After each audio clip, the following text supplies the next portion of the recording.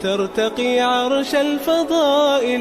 كن على درب التفاؤل، عش حياتك بالفضائل بسم الله، الصلاة والسلام على رسول الله. أهلا وسهلا ومرحبا بكم في فيديو جديد من فيديوهات كويزين شوشة، وفي نهاية جديد من نهارات رمضان. إن شاء الله ربي يتقبل صيامكم وقيامكم الناس الكل، إن شاء الله ربي يحقق أماليكم الناس الكل. كيف العادة اللي مازال ما اشتركش في القناة يشترك ويفعل الجرس باش يوصلوا كل جديد، واللي مشترك عندي من قبل فرحانة برشا اللي انتم عندي. ما تنسونيش من لايك المزيانين متاعكم ومن الكومنتارات وكلامكم الحلو اللي يخليني انا نتشجع باش كل مرة نهبط فيديو جديد. اليوم دبارة جديدة من دبارة رمضان، حسيلو اليوم مش هيوة. عندي ضيف وزيد شهوة ولدي حب على ملوخية، قلت علاش لا خلينا نعملها، مش مربوطين نحن بالملوخية باش نعملوها في الفطار كهو، خلينا نعملوها دبارة في رمضان. كيف ما شفتوا خديت الطنجرة متاعي، حطيت فيها كمية من الزيت، وخديت الملوخية متاعي اللي غربلتها الكل نخلتها باش سبحان الله شوائب ولا شعر ولا أي حاجة تبدأ موجودة فيها، وباش نحلها في الزيت هذاك. بالطبيعة الغاز يخدم على بشوية معناتها نار خافتة على الاخر، ونحل لك الملوخية متاعي في الزيت حتى لين تتنحى التكتلات متاع الملوخية الكل.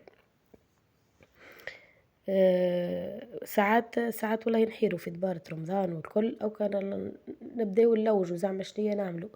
بالطبيعة الساعة البرا كل يوم تدخل الكوجينة، او كي ينقص علينا شوية ساعات كي نعملوا شوربة متاع نهارين ولا متاع 3 ايام تبقى الدبارة الثانية انا مش ديما نعملها. الحق كان شي يجيني ضيف خاطر ولادي بريسك ياكلوا معايا شوربة ولا ياكلوا بريك ولا اللي نعملوا انا معناتها الحاجة الثانية ما ياكلوش برشا. او كاليوم جات دبارة متاع الملوخية، دبارة حاسيلو دبارة على الطاير. كيف ما شفتوا بعد ما خلطتك الملوخية بالكدا باش نحت منها تكتلات، صبيت عليها ماء يغلي، ماء يغلي بالكدا ما نحطوش لفاحات لا حتى شيء. اللفاحات والدنيا الكل نفوحوا بها اللحم باش بالطبيعة مدة قبل حتى سويعة ولا سويعتين باش يشربك اللي يجي الكل معناتها اللفاحات اللي نعملوهم فيها الكل. لهنا رميت وريقات رند، انا الرند عندي نجيبه من شجرة من عند امي ونخليه عندي حتى لين يشيح. رميت 3 وريقات رند وباش نخليها على نار خفيفة حتى لين كي بدات تغلي. بعد يمكن سويعة ونص جبت اللحم متاعي مفوح، انا نحط فيه الفحات الكل، نحط فيه شوية هريسة عربي، نحط فيه تابل شوية ملح، ونحط فيه الكركم.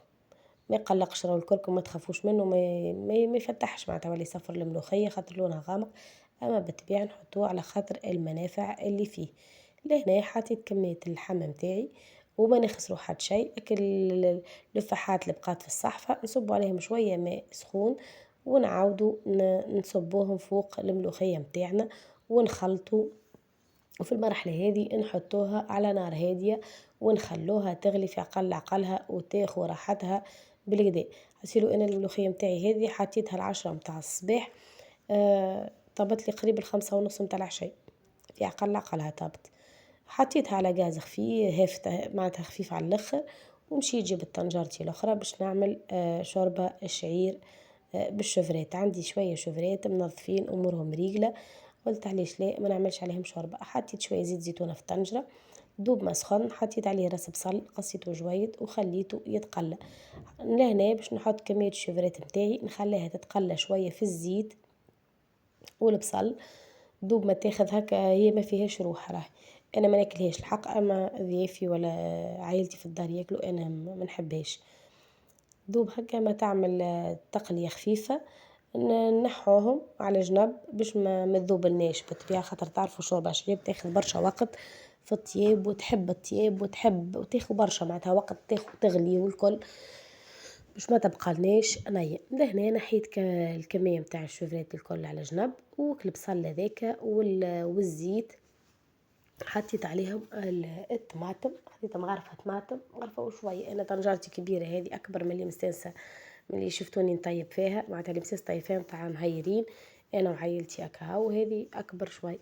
وخديت كمية من الهريسة عربي، نقصت لهنا من الهريسة، خديتها مغرفة كهو على خاطر الجماعة ما يحبوش الحار. وبالطبيعة نصب شوية ماء سخون باش نحل الطماطم والهريسة متاعي، باش ما يبقاوش كتلة واحدة. ومن بعد باش نفوح فحاتي كيف العادة كيما تعرفوني، نفوح كل شيء من الأول. هنا حطيت التابل، حطيت نحط الكركم، نحط الملح، نحط كل شيء من الأول كيما لو كان معناتها المتتبعين متاعي يعرفوني إني أنا مش نقلي طماطم وكل مع بعض كل شيء ومن بعد نرجع نزيد، لا، نحط كل شيء يطيب مع بعضه في البارد.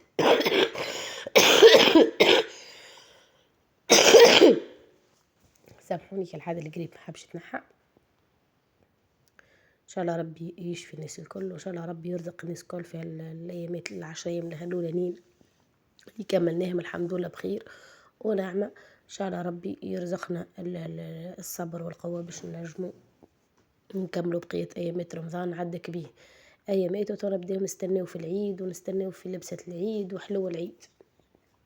لهنا دوب ما غليت الطنجرة متاعي زدتها الماء وباش نحط عليها الكرافس ونخليها تغلي شوي.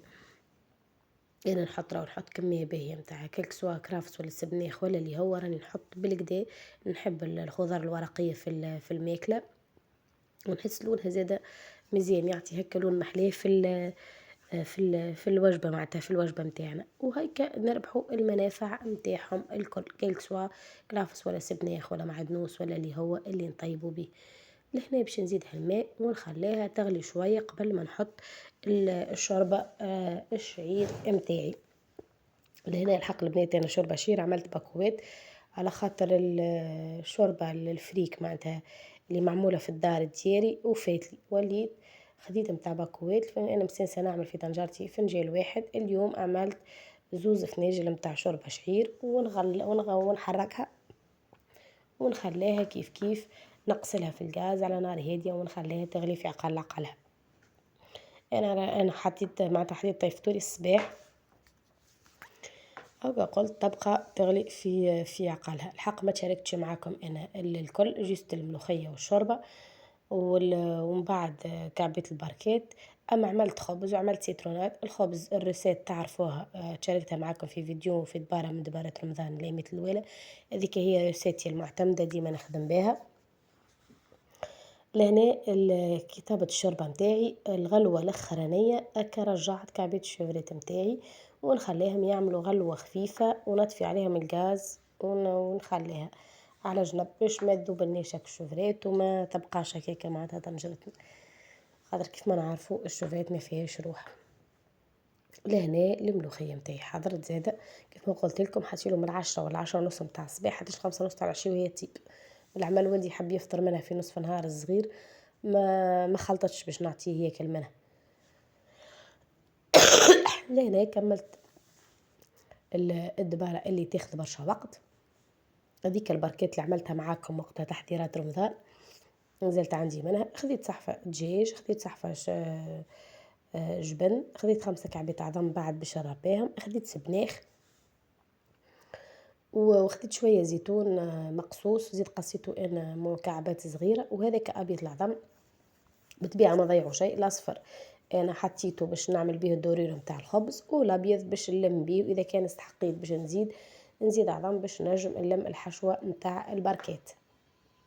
لهنا باش نحط الدجاج نتاعي حاسيل باش نحط المكونات اللي عندي الكل، الدجاج والمعدنوس ولا السبناخ ولا اللي كل واحد شنو يحب يحط. الجبن بالطبيعة نحاولوا ما نستعملوش مستحضر، نحاولوا نشرو جبن بنين معناتها باش يعطينا قوة مزيانة في البركات والا في البريك متاعنا. وبليس المستحضر هذاك الغذائي حكاية فيها غرامة ما في حتى بنا، وبالعكس حاجة خايبة وحاجة مضرة بالصحة متاعنا. اللي باش ياخو حاجة باهية. وخذيت العظام متاعي هذاك وباش نرابيه عندك الوحدة هذه نرابي بها انا في العظم ولا كيك سوا كبدة عندي جبن، وساعات الجويدة ذيك نعمل بها سنة ثوم كي نبدا مزروبة. حسيلو لهنا ربيت العظم متاعي الكل وباش نخلطهم وباش نحاول نلمهم اصفر بالابيض متاع كعبتين عظم. اذا كان لملي ما لمليش باش نزيد انا لهنا زدت عظمة اخرى باش نجم نتحصل على التكستير اللي حاجتي بيه متاع البركات، راهي ما تجيش جارية كيف الطاجين، يجي الحشو شاد روحه على خاطر كل شي طايب، دونك ما نكثروش العظام باش من بعد ما نبقاوش تاخذلنا برشا وقت في دوب ما يتلم هكا كهو. باش نحب ياكل كعبات البركات متاعي هذوكم، ومن بعد تو نوريهم لكم على الطاولة متاع العشاء متاعنا إن شاء الله. كل شيء حضر، هذه طاولتنا حضرت الحمد لله والشكر لله، هذا كله فضل من عند ربي. هذوما كعبات البركات متاعنا كيف ما تشوفوهم، هذه ملوخيتنا نودكم ومن شهيكم وان شاء الله قسمكم الناس كل في الجنة. هذا الخبز متاعنا جاي بنين وفاوح، وزيد عملت عليه هذيك سلطة مشوية عندي من قبل، حطيت عليه الشوفان من الفوق، هذيك الشوربة متاعنا. هذه طاولتنا، خير ونعمة من عند ربي، رزق والحمد لله. الناس كل كلات شبعت الحمد لله، الناس كلها عجبها العشاء. الحمد لله يا ربي والشكر لله. اللهم أدمها نعمة. أذكر المساند الرسمي متاع الطاولة بالطبيعة السيتروناد، إذا هكا دبارتنا تكون وفات وكملنا نهير من نهارات رمضان. إن شاء الله نتقابلوا في وصفة جديدة وفي دبارة جديدة إن شاء الله. رمضانكم مبروك بسلامة.